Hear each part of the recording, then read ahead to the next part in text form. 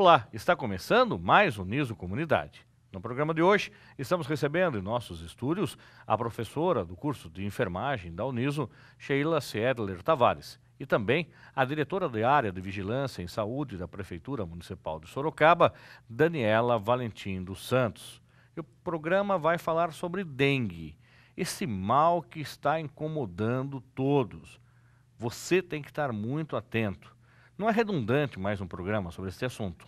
Porque às vezes, se a gente não está preparado, não está com todas as informações em mãos, nós podemos ser vítimas desse mosquito e, consequentemente, de uma doença muito séria. Vamos conhecer um pouco mais as nossas entrevistadas. Vamos conversar com a professora da Uniso, Sheila Siedler Tavares. Professora, muito obrigado pela sua presença. Há quanto tempo já que a senhora está na universidade e a senhora é graduada em enfermagem, é isso? Isso, sou enfermeira, sou graduada pela PUC aqui de Sorocaba, já há 13 anos, e na Uniso eu estou há 2 anos e meio.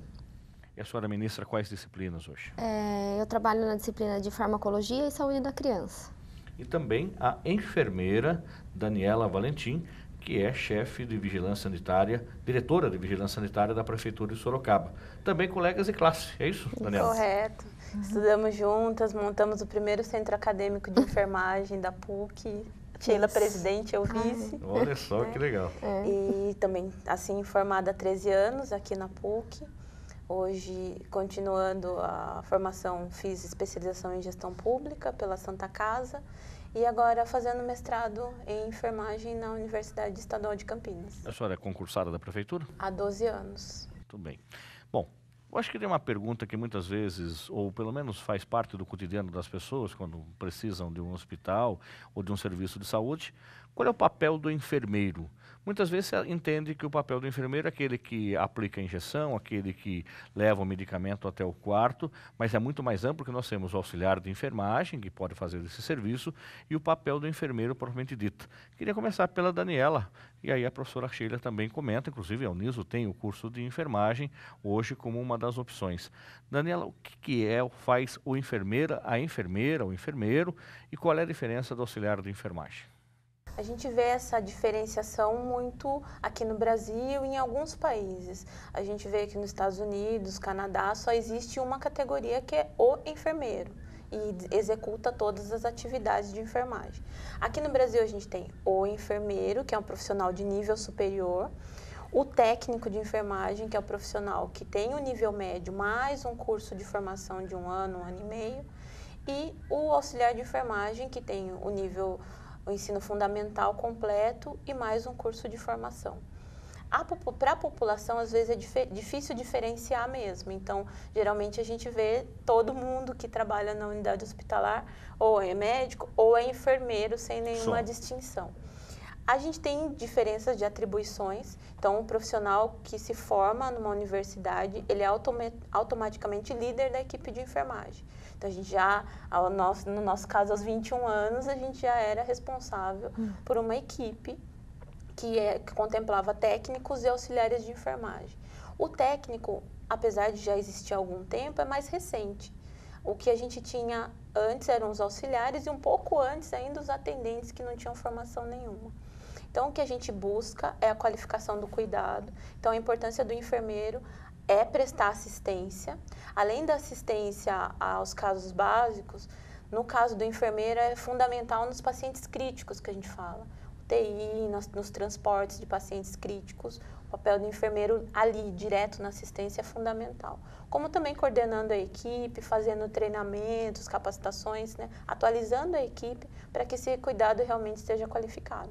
Agora, a professora Sheila Uniso tem o curso de enfermagem com essa mesma qualidade, ou buscar essa mesma excelência, até do curso que vocês fizeram na PUC. Inclusive, a senhora é professora da casa, quem sabe logo mais a professora Daniela estará aqui conosco também, está fazendo mestrado, e a característica da Uniso é sempre ter professores mestres ou doutores. O que é isso? São profissionais que, além da experiência do cotidiano, do dia a dia, da atuação dele enquanto profissional da área, se qualifica, se titula com mais conhecimento. E aí faz uma pós-graduação, estrito sensu, lato sensu, e mais mestrado, doutorado, para que possa oferecer o melhor para o estudante que está nos cursos que a Uniso oferece. E a professora Sheila já é mestre aqui pela própria universidade no curso de farmácia, é isso? Isso, eu sou mestre em ciências farmacêuticas. E aí, para completar o que a enfermeira Daniela colocou, de uma maneira geral, a atuação do enfermeiro ela envolve a parte assistencial, gerencial e educacional, independente da área de atuação, né?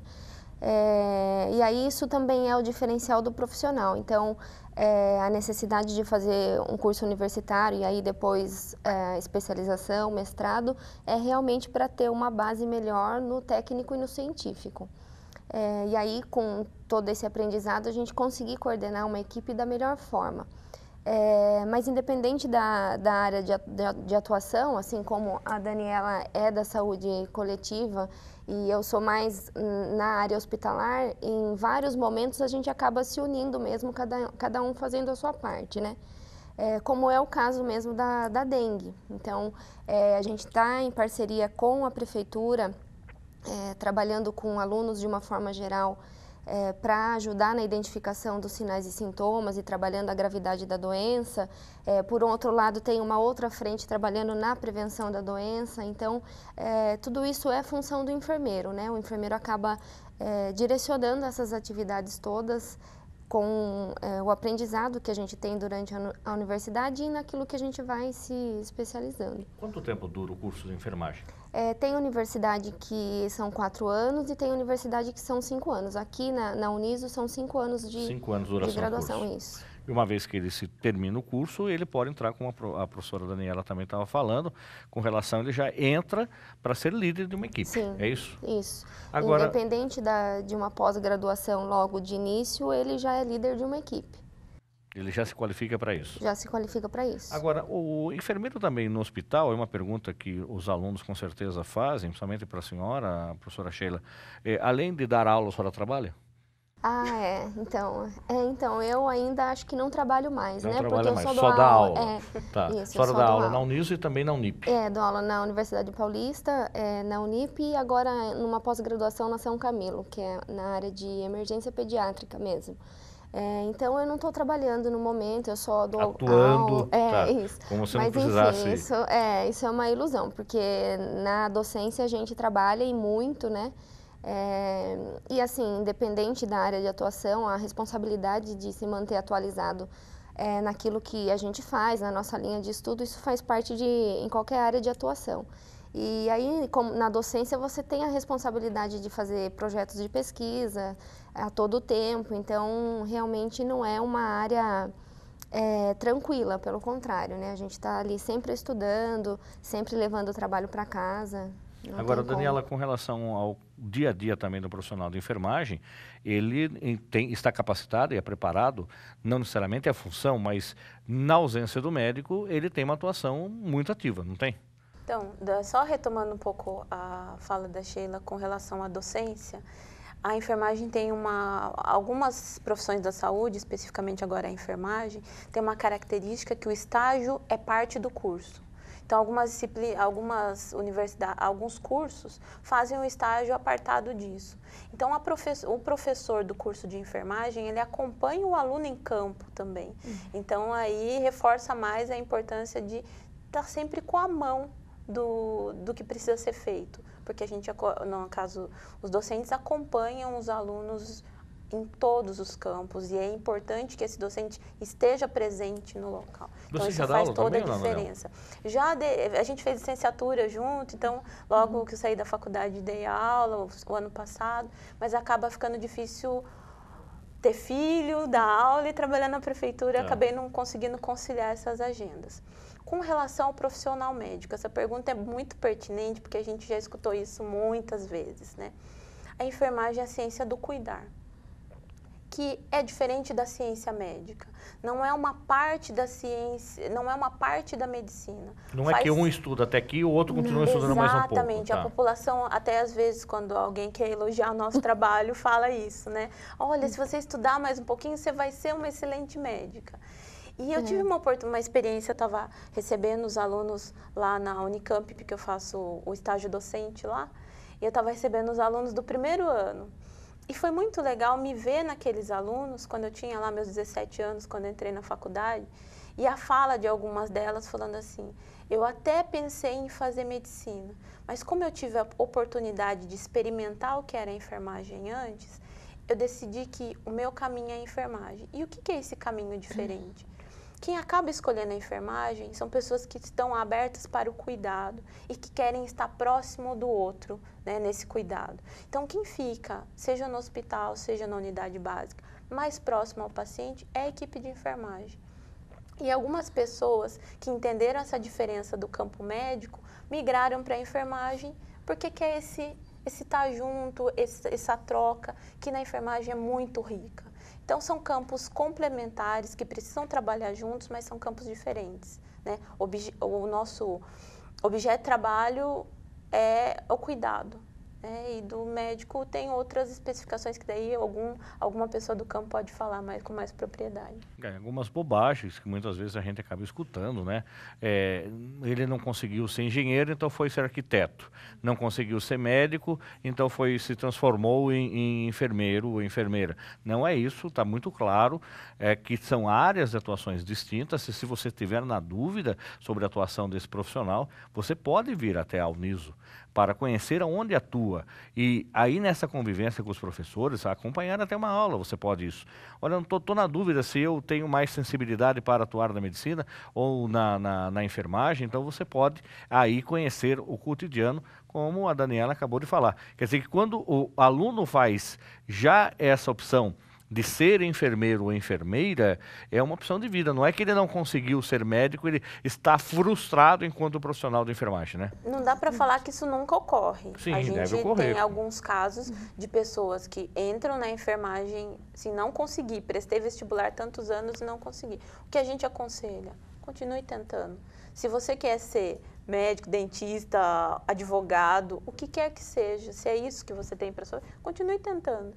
Porque às vezes ir para uma profissão achando que, vou fazer de qualquer jeito, não vai dar certo em nenhuma, seja ela não qual é for. que ela é quase lá, não é quase lá. É diferente, né? Então, o que a gente aconselha os alunos quando chegam, tentei, não consegui, mas consegui aqui, continue tentando, acredite no seu potencial, seja a profissão que for.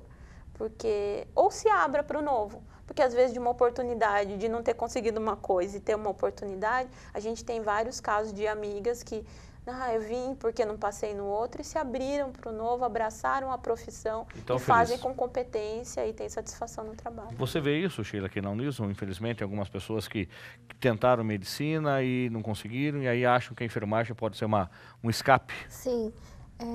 Inclusive, a gente ouve muito dos alunos de primeiro semestre, né? São alunos bem jovens e que algumas vezes eles colocam que estão fazendo o curso para conhecer um pouco mais, mas que eles vão fazer medicina. Então, mas aí você associa com a imaturidade mesmo, com relação à idade, e aí a gente vai conversando, e em algum momento a gente teve alunos aqui que realmente decidiram fazer medicina ou estudar para o vestibular e trancou matrícula e devem estar tentando isso. Outros, a gente tem essa experiência também, de conhecer a profissão e realmente gostar e investir nisso, né? Nossa profissão, ela é assim, bem completa e essencial, importante também, e aí a gente acaba colocando isso para o aluno, ele vai conhecendo, se dedicando aos estudos e acaba decidindo pela profissão. O interessante nesse bloco do programa, a gente está fazendo esse panorama sobre o profissional de enfermagem, que muitas vezes a gente acaba tirando dúvida que você tem em casa, ou quando você precisa do serviço, como eu disse, e aí você fica naquela situação de que todos são iguais no hospital ou no posto de saúde, ou você é quase o médico e faz elogios desse jeito que a gente estava comentando. Daniela, qual é a rotina de um profissional na vigilância sanitária em Sorocaba? Então, hoje eu respondo pela vigilância em saúde, que contempla as áreas de vigilância sanitária, epidemiológica, zoonose e saúde do trabalhador. Especificamente na vigilância sanitária, a gente tem profissionais de enfermagem atuando na liberação do serviço de saúde. Então, um consultório médico precisa de uma licença da vigilância sanitária. A gente tem profissionais de enfermagem que vão até essa clínica. baseada em resoluções, porque a vigilância sanitária é um órgão que junta muito a área da saúde com a parte de legislação. Então, é um profissional de enfermagem, mas com conhecimento na parte de legislação, e vai até esse consultório, ou seja, outro serviço de saúde, fazer a verificação se está dentro das normas, fazer orientações, com o objetivo de que o atendimento ao munícipe, a esse paciente, seja da melhor forma possível. Então, não presta o cuidado diretamente ali na beira do leito, mas é também um cuidado, porque está cuidando para que as condições sejam as melhores, para que o atendimento seja oferecido com qualidade. Inclusive porque muitos consultórios hoje acabam fazendo até pequenos procedimentos, acho que o termo é isso, né, dentro do próprio consultório. Então precisa ter toda uma norma para que isso seja feito de forma correta. Correto. Ainda no município de Sorocaba, a gente não responde pela parte hospitalar, mas é uma coisa que vai se efetivar nos próximos 2 anos. Então, seja em pequenos procedimentos, seja na área hospitalar, o profissional de enfermagem vai poder contribuir com a equipe multiprofissional, que daí no caso da vigilância sanitária, engloba outros profissionais. Então, o profissional de enfermagem é mais um a ter seu olhar para esse estabelecimento e garantir as condições adequadas. Agora, a Uniso tem uma característica, Sheila, de formar um enfermeiro que ele é generalista, ou ele tem uma característica de formar um enfermeiro para o hospital só? Ou existe formações distintas na área de enfermagem? Os cursos de enfermagem, de uma maneira geral, têm o caráter de formar o aluno, o enfermeiro generalista. Mas a gente sempre trabalha com mesa redonda para trazer para o aluno as opções de especialidade que ele tem. Então, falando de área hospitalar ou de saúde coletiva, então a gente traz essa oportunidade para o aluno. Pensando no ambiente hospitalar, né? A gente tem várias possibilidades de especializações na saúde do adulto, na saúde da criança, na saúde da mulher, no paciente de UTI, tanto adulto quanto pediátrico. Então, a gente traz essas possibilidades para o aluno. Mas, dentro dos componentes que a gente desenvolve, é sempre com um olhar generalista. Por exemplo, eu saí da universidade, sou enfermeira, arrumei um emprego na UTI adulto. Bom, então ele sai com a capacidade de estar atuando numa UTI, com um olhar generalizado, e aí depois ele faz uma especialização conforme o perfil dele mesmo. Então, a gente trabalha de uma forma generalizada, mas propicia para o aluno conhecer o que a gente tem de especialidade. A gente costuma convidar professores especialistas nas diversas áreas para falar da experiência, das possibilidades, e aí o aluno vai se achando durante o curso. Até, por exemplo, uma questão legal, como a Daniela está comentando, de repente ele não se vê, apesar de fazer um curso de enfermagem, num cotidiano de hospital, mas ele pode se capacitar, se especializar, entrar numa área como no aspecto de fazer acompanhamentos de processos, ele pode fazer isso também, não pode, Daniela? É interessante, agora eu estava ouvindo a fala da Sheila, nós somos da mesma classe, tomamos caminhos bem diferentes, né? E o aluno, conforme vai passando o curso, ele vai se direcionando, né? Eu já saí da faculdade com a convicção que eu queria trabalhar com a saúde da família, mas que eu já tinha esse olhar de saúde coletiva, que era isso que eu queria para mim. E, em compensação, a Sheila, a gente sempre falava, ela ia trabalhar em um hospital. Então, o curso oferece um leque muito grande e a pessoa pode escolher. O que eu acho interessante, quando eu escolhi fazer enfermagem, algumas pessoas olhavam para mim e falavam, você, como tão novinha, você vai trabalhar em hospital. Já trabalhei em hospital, gostei bastante, mas prefiro ainda a parte de saúde coletiva. Mas não se apegue, o que a gente orienta é não se apegue em rótulos, porque o campo é muito vasto. Igual na área que eu coordeno hoje, a gente tem saúde do trabalhador, que não vai ter contato, uma coisa que a gente sempre ouve, né? O sangue, né? Não vai ter contato com o sangue diretamente, né? Não vai fazer procedimento, mas vai pensar política pública, vigilância epidemiológica. Em alguns casos a gente até faz a própria vacinação, mas geralmente são as unidades básicas. Então, é uma profissão que tem uma gama muito extensa, trabalhando no serviço público, no privado. Dentro do privado, as áreas de hospital, empresas. Então, o que a gente fala assim, venha conhecer, porque é muito extenso e você pode ter um leque muito grande de opções, e durante a vida profissional a gente também tem a possibilidade de mudar. Eu já trabalhei na unidade básica, trabalhei com saúde da família, já trabalhei na área de violências e hoje trabalho na vigilância em saúde. Então também tem essa Não mudança. fica estanque o negócio. Não é uma coisa que você precisa decidir com 17 anos e está condenado. E pronto, tá. Não. E mesmo depois, decidiu com 17 anos, fez uma universidade. Pode ter trabalhado na área hospitalar, minha mãe é enfermeira também, né? E a minha mãe já trabalhou em urgência, emergência, UTI, e hoje trabalha na saúde pública. Então não é uma coisa que você está condenado, sou de hospital, carimba, vai morrer no hospital.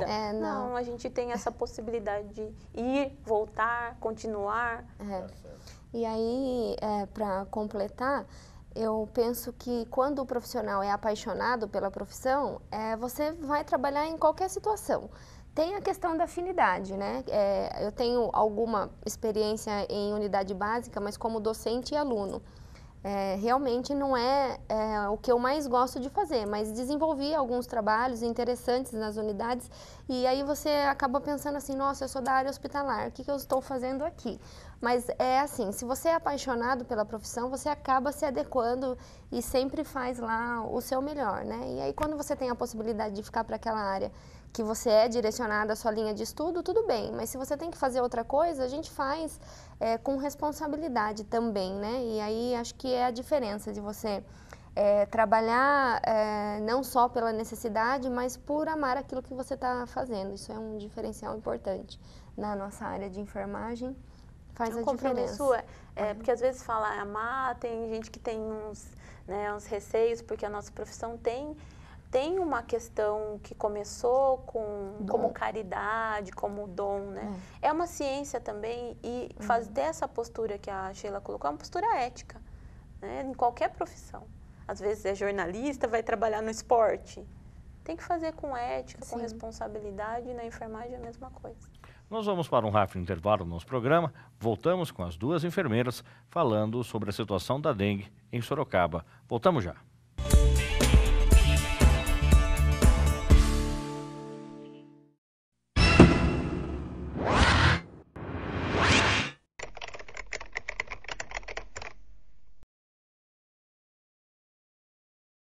Todos os dias você desperta para uma nova vida. Renasce para um mundo que acontece num piscar de olhos. Por isso é importante poder confiar em algo além da sua visão. A Cruzeiro FM leva ao seu rádio a informação segura, atual, exata e imparcial.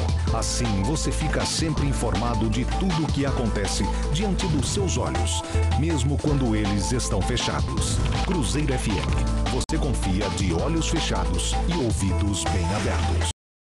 O homem descobriu que podia muito mais quando passou a andar junto, na companhia uns dos outros. Desde criança, quando se juntou ao grupo de amigos, à classe de balé ou ao time de futebol. Porque juntos podemos cuidar de quem precisa. Porque podemos escolher entre ficar juntos ou não. Podemos escolher entre sorrir juntos ou deixar o sorriso de lado. Mas podemos sempre voltar atrás e crescer, porque juntos podemos fazer mais um pelo outro. 40 anos de Unimed Sorocaba. De olho no futuro, nosso presente é cuidar de você.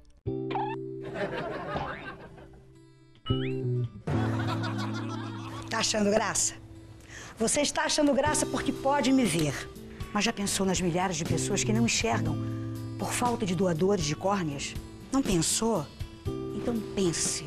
Doe seus olhos e avise a sua família que você é um doador. Nos dê essa alegria. Faça a vida de um deficiente visual mais alegre. Banco de Olhos de Sorocaba. O primeiro porque tem você.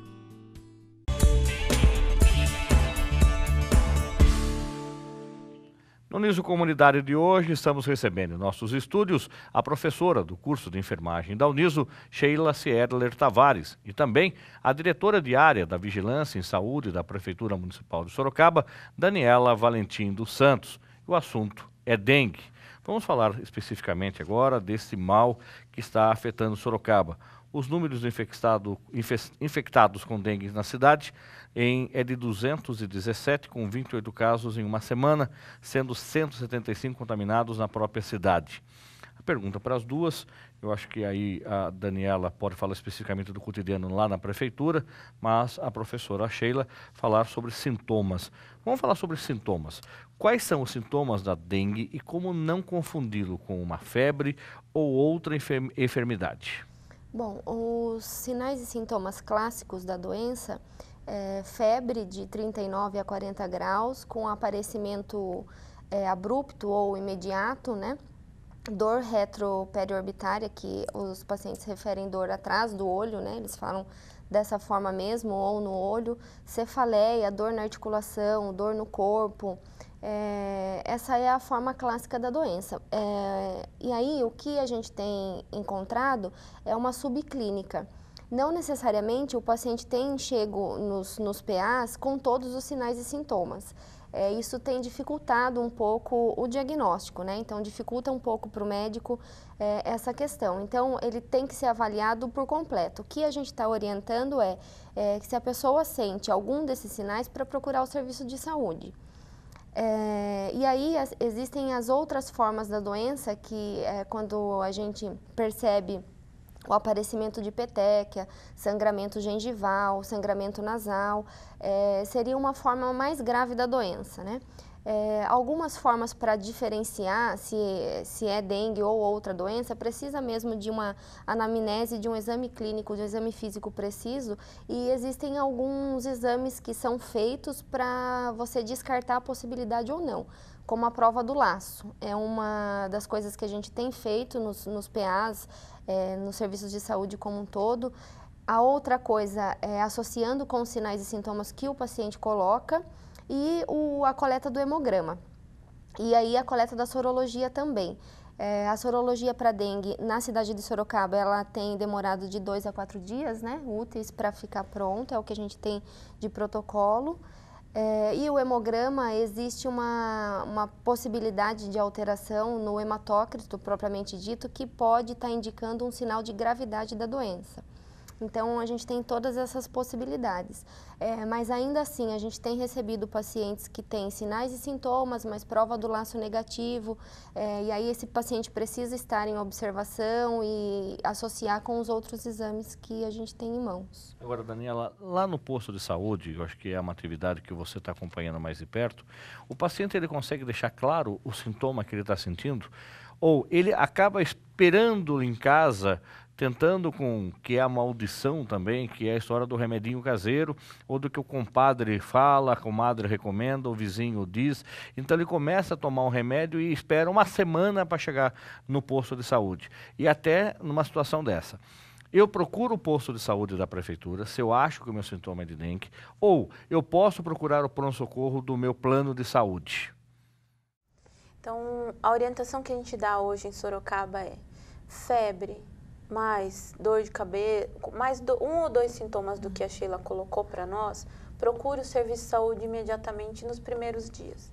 Por que é fundamental procurar nos primeiros dias?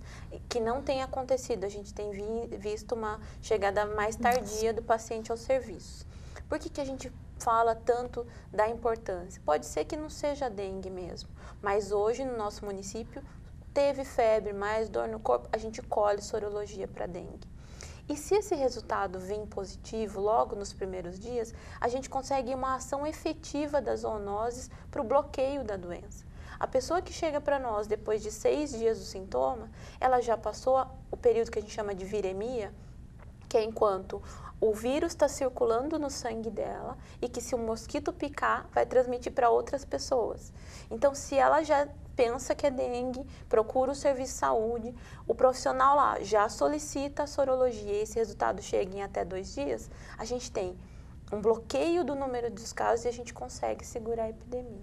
Uma coisa que a Sheila colocou e é importante reforçar, a gente confirma diagnóstico de dengue com sorologia. Ponto. A prova do laço, ela é fundamental ser feita. O que é a prova do laço? A prova do laço é uma indução que os profissionais de saúde fazem para verificar se tem hemorragia.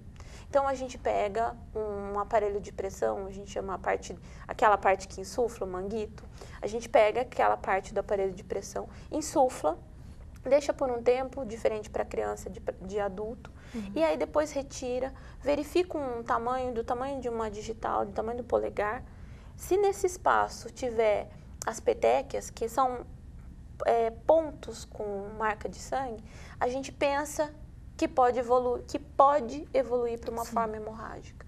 Então, é dengue já? Outras doenças podem cursar com essa mesma situação. Mas, como nós estamos num período que tem número aumentado de casos de dengue, a gente não pode correr o risco de deixar fazer isso só depois que confirmar. Até porque, na dengue, a febre geralmente dura até 7 dias, mas o período mais intenso dela são os primeiros 3 dias. Então, a hora que a febre começa a baixar é que aumenta o risco de evoluir para a forma grave. Por isso que no atendimento, antes da sorologia, a gente já faz prova do laço. Se der positivo, colhe um hemograma para saber se essa pessoa tem outras alterações e já trata antes do resultado. Agora, eu perguntei do posto de saúde, porque lá eu tenho certeza que tem gente capacitada desse cotidiano, nesse dia a dia.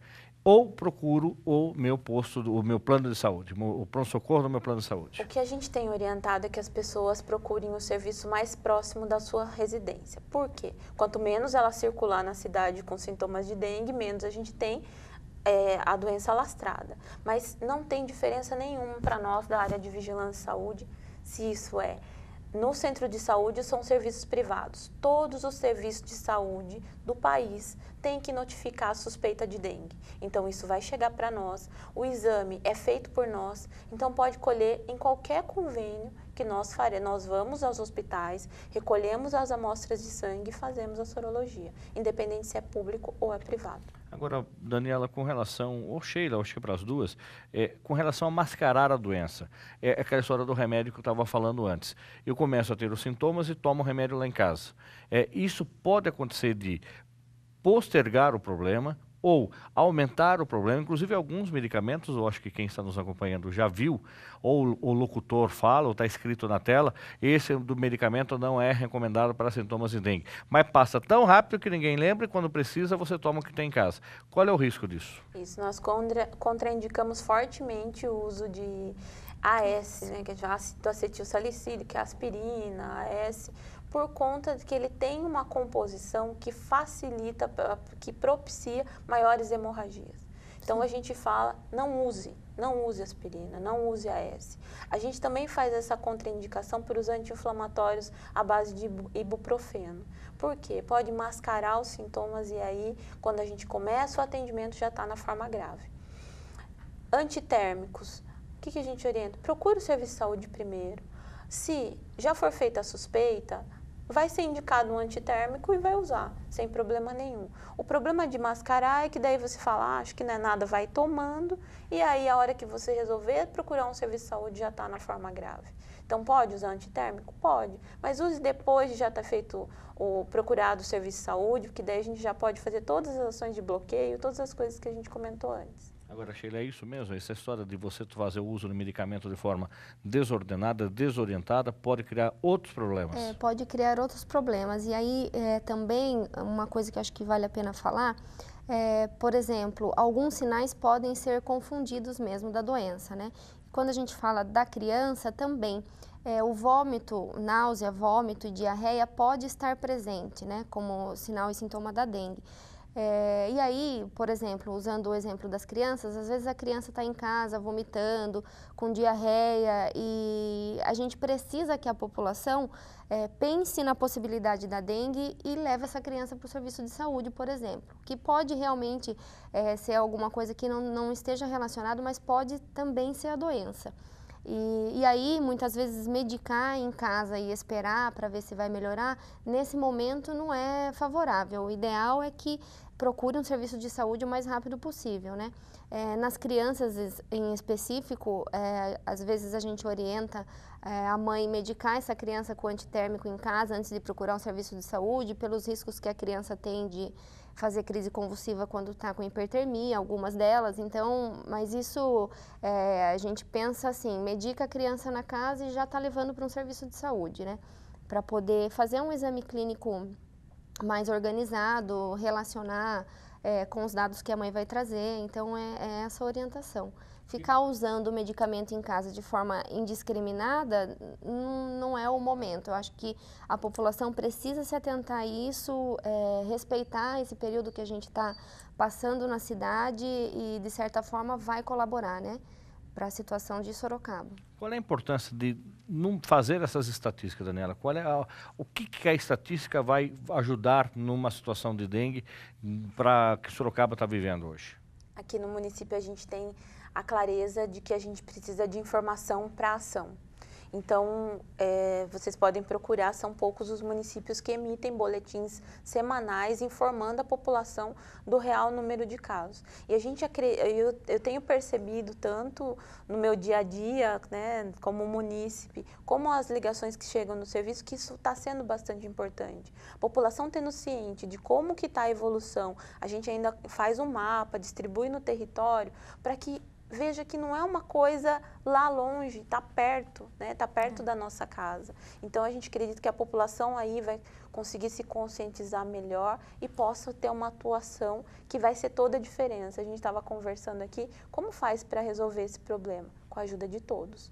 E esse pente fino que a gente fala para as pessoas fazerem na casa, porque é muito difícil matar o mosquito que está voando. A gente vai conseguir combater o mosquito quando ele é larva ainda. A gente tem uma ação bastante eficaz. Isso está dentro das nossas casas. Se cada um de nós fizer um pente fino nas casas, toda semana, porque a gente recebe muita demanda, estou vendo um mosquito aqui, a zoonose tem que vir. A zoonose vai fazer uma orientação uma vez. É toda semana o trabalho, para que a gente realmente combata as larvas e consiga segurar o número de casos. Agora, esse combate às larvas, quer seja na casa do pobre, quer seja na casa do rico, quer seja no bairro classe A ou bairro classe C, a larva pode estar em qualquer lugar, ela não vai escolher. Tá? Não é aquela casa mais bonita ou menos bonita, aquela que eventualmente tem mais entulho no quintal, que tem menos entulho. Onde está essa larva dentro de casa? O mosquito da dengue, a fêmea, para pôr os ovos, ela precisa do sangue humano. O mosquito está perto da gente. Onde a gente estiver, ele vai atrás. Então, lugares que são muito afastados, tem uma casa no meio do nada, é muito difícil. Agora, na zona urbana, é muito comum. É um mosquito que se adaptou ao nosso hábito de vida. Sim. Então, o que a gente fala? Procure nos cantinhos. Às vezes, eu tive uma experiência de achar um brinquedo do meu filho no quintal, que ele deixou lá de um dia para o outro. Não chegou a ter larva, mas poderia, porque era um brinquedo, um carrinho, que colecionou água.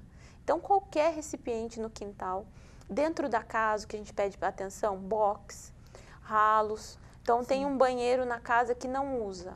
Se atente àquele ralo, àquele vaso sanitário. Porque o vaso sanitário o dia todo, no dia a dia, você troca a água periodicamente. Mas aquele banheiro fechado, que você nunca usa, virou depósito, fique atento lá.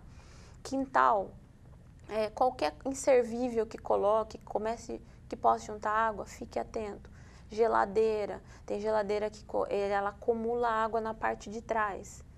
Tem que olhar toda semana a parte de trás da geladeira, porque a gente já encontrou larvas em várias casas atrás da geladeira.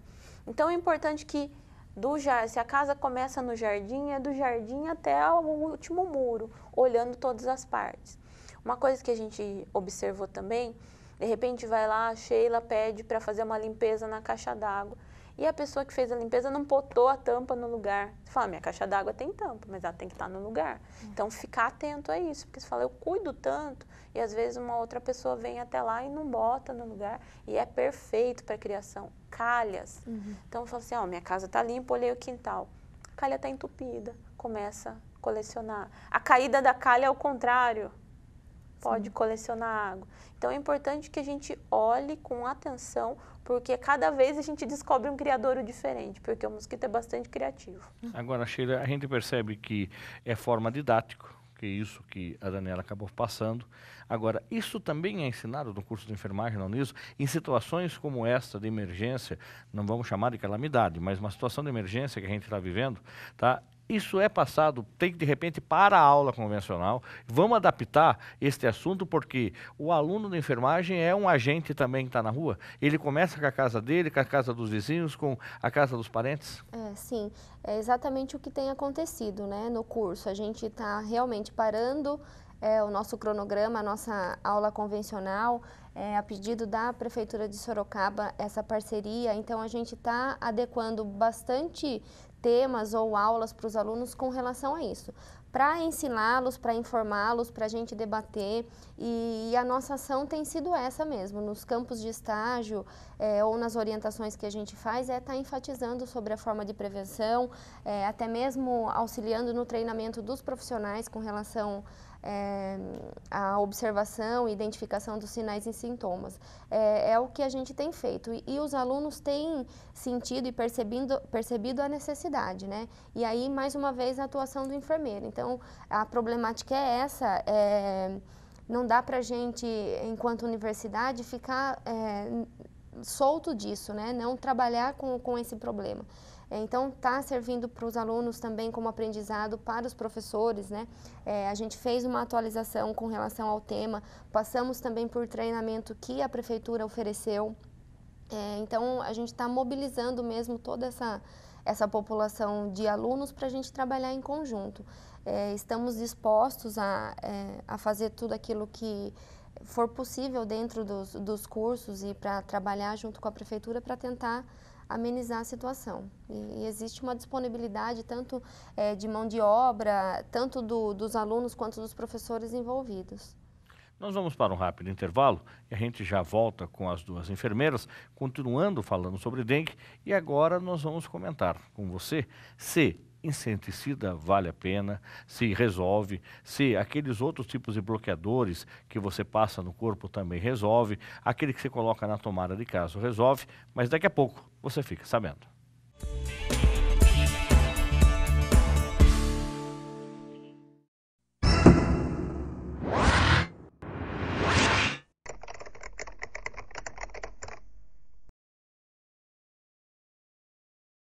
Todos os dias você desperta para uma nova vida. Renasce para um mundo que acontece num piscar de olhos. Por isso é importante poder confiar em algo além da sua visão.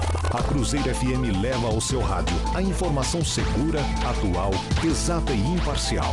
Assim você fica sempre informado de tudo o que acontece diante dos seus olhos, mesmo quando eles estão fechados. Cruzeiro FM. Você confia de olhos fechados e ouvidos bem abertos. O homem descobriu que podia muito mais quando passou a andar junto, na companhia uns dos outros. Desde criança, quando se juntou ao grupo de amigos, à classe de balé ou ao time de futebol. Porque juntos podemos cuidar de quem precisa. Porque podemos escolher entre ficar juntos ou não. Podemos escolher entre sorrir juntos ou deixar o sorriso de lado. Mas podemos sempre voltar atrás e crescer, porque juntos podemos fazer mais um pelo outro. 40 anos de Unimed Sorocaba.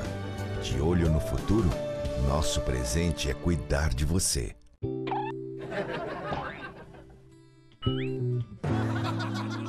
Tá achando graça? Você está achando graça porque pode me ver. Mas já pensou nas milhares de pessoas que não enxergam por falta de doadores de córneas? Não pensou? Então pense. Doe seus olhos e avise a sua família que você é um doador. Nos dê essa alegria. Faça a vida de um deficiente visual mais alegre. Banco de Olhos de Sorocaba. O primeiro, porque tem você.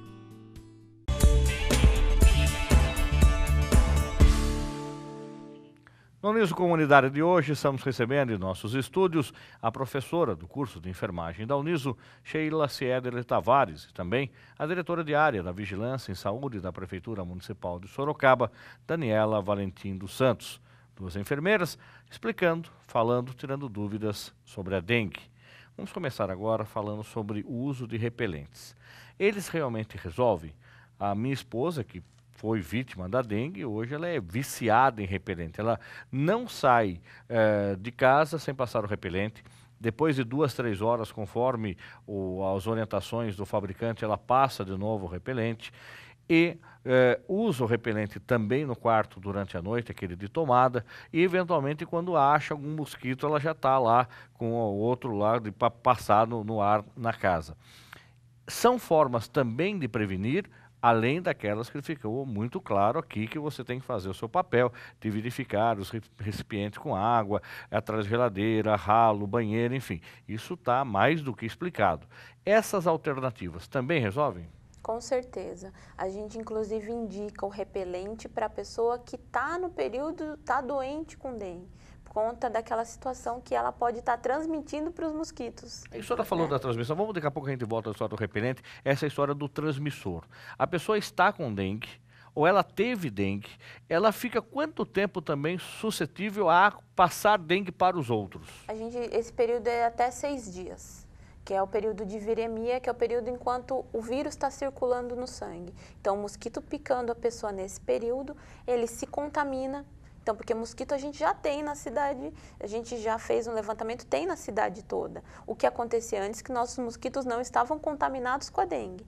E aí, para cada pessoa que fica doente naquela localidade, contamina-se os mosquitos e aí vai transmitindo para cada vez mais pessoas. E ele pode tomar muito mais de uma picada e, consequentemente, muito mais mosquitos. Exatamente. Aí o repelente vai servir para isso. Exato. Então, a pessoa que suspeitou de dengue, a gente já orienta. Use repelente conforme as orientações do fabricante. Por quê? Dependendo da marca, é a quantidade de reaplicação. Dependendo da idade da pessoa, é o tipo de repelente que ele pode usar. Então, a gente pede atenção especial, olhar a embalagem do produto que está comprando, porque, inclusive, crianças pequenas, abaixo de 6 meses, têm contraindicação. Então, olhar isso. Fazer as reaplicações. Passar de manhã e achar que está tudo protegido não é correto. A gente tem que saber que tem que reaplicar. E que essas reaplicações têm limites. Então, então eu estou super cuidado de 2 em 2 horas. Dependendo da marca, você vai ter uma limitação do número de reaplicações. Então, é bastante eficaz. A questão do repelente de tomada. Na própria embalagem também vem explicando qual é a dimensão do ambiente que ele te protege. Não é um para a casa inteira, não vai resolver. Não é um para a casa inteira e dependendo do cômodo também não é um. O que a gente tem atenção com relação ao repelente de tomada e inseticida, que seria um insumo que mataria, né? Inseticida seria para matar o mosquito, é com outros problemas de saúde. Por quê? Tanto o de tomada quanto o spray, ele pode causar reações alérgicas a indivíduos suscetíveis, que tenham propensão a desenvolver a doença. Então, a gente tem mais receio nessa orientação. O de pele tem toda a especificação na embalagem, mas aí os riscos são bem menores. Agora, professora Sheila, onde e quando a dengue mata? Então, quando o paciente, né, ou a pessoa desenvolve a doença de uma forma mais agressiva e aí apresentam todos os sinais ou alguns sinais de hemorragia, risco para hemorragia, é quando ela começa a ficar grave ou quando ela está grave. E aí a complicação disso tudo é o choque mesmo, que a pessoa entra em choque e aí a gravidade de um choque, como qualquer outra situação de gravidade de alguma outra doença. Então, e dá para prevenir? Ou existem casos de dengue que é a dengue hemorrágica? Ou todas dengues podem ser hemorrágicas? Então, na verdade, depende de como ela vai se manifestar no indivíduo. Por isso dá a preocupação com que essa pessoa procure logo um serviço de saúde. Quanto mais cedo for percebido os sinais e sintomas e for tratado, a chance dele de sobrevida e melhor e não desenvolver para forma grave é maior. Então, a gente sabe que a forma de tratamento da doença trata de forma sintomática, então trata os sintomas que o paciente apresenta. E a outra coisa super importante é a hiperidratação, seja por via oral ou via intravenosa, dependendo da gravidade que apresenta no indivíduo. Então, isso sim fala no prognóstico, fala de uma forma favorável no prognóstico da doença. Essa forma hemorrágica que pode se manifestar é realmente a gravidade da doença. Então, houve uma alteração hemodinâmica e aí a gente tenta lidar com essa situação tirando esse indivíduo do risco de choque ou do choque propriamente dito, o que é difícil pela manifestação da doença e pela situação do choque instalado. Então, esse atendimento de emergencial, de urgência para esse paciente, é realmente essa hiperidratação de uma forma bastante acentuada, monitorada pelos profissionais, tanto de enfermagem quanto médico, assistindo esse paciente nessa forma grave da doença. Só para ter um parâmetro dessa hiperidratação que a Sheila está colocando, em termos de hidratação oral, que a gente fala, o quanto que a pessoa precisa tomar de líquido. Uma pessoa de 70 quilos, a gente calcula em torno de 6 litros, seja em forma de soro, de reidratação oral e água. Então, uma dica aqui para as pessoas que ou estão doentes com dengue ou têm algum parente que incentive a hidratação, porque a pessoa já está abatida, prostrada, não vai ter ânimo para buscar isso. Então, que o cuidador, o parente próximo, faça esse reforço, incentive. Porque número de casos de dengue, a gente vê que muitos municípios têm. Tem menos óbito quem hidrata melhor, quem hidrata em tempo oportuno. Essa é a diferença total entre apenas ter um número elevado de casos ou ter um número elevado de casos e óbitos. O que aconteceu, enfermeira Daniela? Esse número absurdo, essa contaminação absurda, segundo as informações que a gente está acompanhando pelos jornais da cidade, é o maior dos últimos 10 anos. Eu acredito que a gente está alarmado, está em situação de emergência, é para estar mesmo. A gente não tem que se conformar com o aumento do número de casos e achar que não tem nada para fazer. Mas Sorocaba entrou tarde na dengue. A gente conseguiu segurar por muito tempo. Cidades do porte de Sorocaba já estão em patamares muito mais elevados que o nosso. Então, a gente segurou por muito tempo, conseguiu. A gente teve o primeiro surto da doença em 2007, onde muitos municípios já tinham ocorrido, né? E em 2011, a gente teve também um número elevado de casos. E a dengue é assim. Não só em Sorocaba, como no mundo todo, ela tem esses picos e depois uma fase que fica com um número menor, depois sobe. Municípios do porte de Sorocaba já têm um número de casos muito mais elevados. E eu acredito isso ao envolvimento da população mesmo, ao trabalho que já vem sendo feito a longo prazo. O prognóstico, usando o mesmo termo da Sheila, então a nossa expectativa, infelizmente, é que a cada ano a gente tenha um número mais elevado. Espero que daqui 2 anos, 3, 10, seja chamada aqui, viu? Você fez um prognóstico ruim, nossa sociedade sorocabana reverteu isso. Mas o que a gente vê de outros municípios é que a tendência é aumentar. Então a gente está seguindo uma tendência e quanto mais a gente segurar que esse número não seja tão aumentado quanto se espera, muito melhor. Mas é o histórico, a história natural da doença é assim mesmo. Estamos chegando ao fim do nosso programa. Sheila, nós aqui na Uniso estamos fazendo o que para também ajudar a combater esse mal? Nós estaremos fazendo uma palestra no dia 5/4 aqui na universidade, às 14 horas. Nós vamos falar sobre a doença mesmo, a gente vai falar sobre a prevenção, inclusive é uma aluna do curso de enfermagem do 7º período, que vai trazer para a gente algumas informações com relação à prevenção.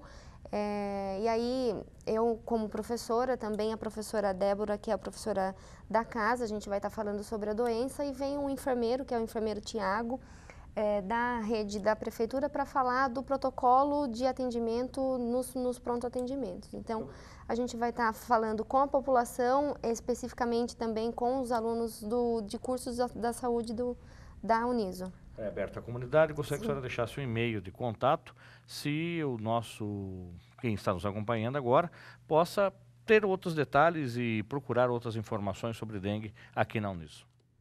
O meu e-mail é sheilaciedler@yahoo.com.br. Professora Valentina, eu gostaria que a senhora deixasse também um e-mail de contato. Tá. A gente pede para as pessoas, podem entrar em contato através do vigilanciaemsaúde@sorocaba.sp.gov.br.